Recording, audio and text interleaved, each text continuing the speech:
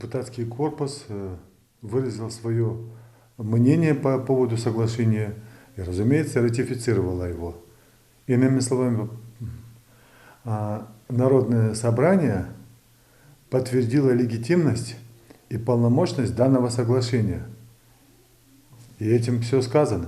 Как любой здравомыслящий гражданин своей республики, как патриот своей республики, мы прежде всего преследуем цели, именно которые направлены на благосостояние нашей республики, на улучшение социально-экономического климата в нашей республике, и чтобы в конечном итоге это положительно отражалось в целом на общественно-политическую ситуацию в нашей республике.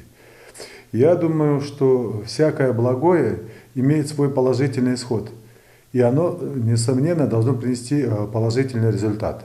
Исходя из действующего законодательства, и история показывает и подтверждает очень много фактов, поэтому любое сообщество, любая нация как таковая имеет свою территорию, имеет свой язык и обособленность. В чем она выражается?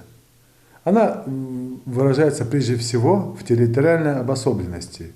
И этим самым Республика Ингушетия обозначила свой контур, то есть обозначила свое место обитания и свою территорию определила, которая непосредственно является юрисдикцией нашей республики, то есть находится в компетенции органов исполнительной власти нашей республики.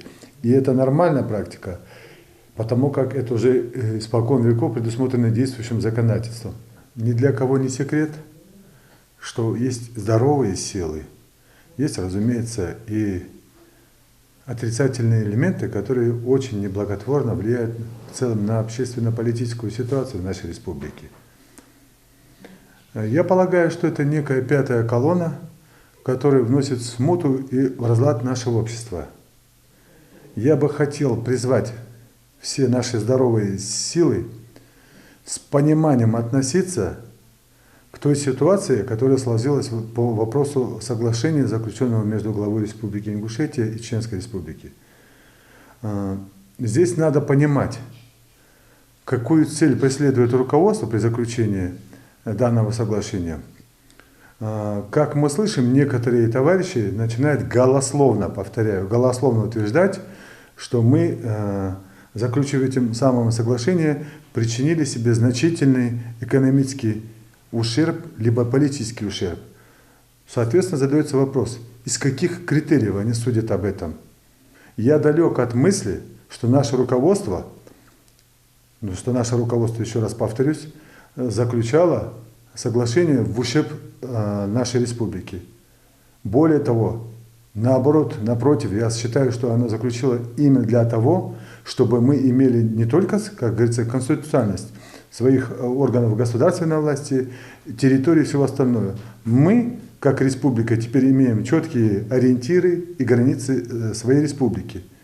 И также дальше же будем продолжать совместно с нашим братским народом существовать, радоваться, развиваться, ездить в гости друг к другу и оказывать друг другу братскую взаимную помощь.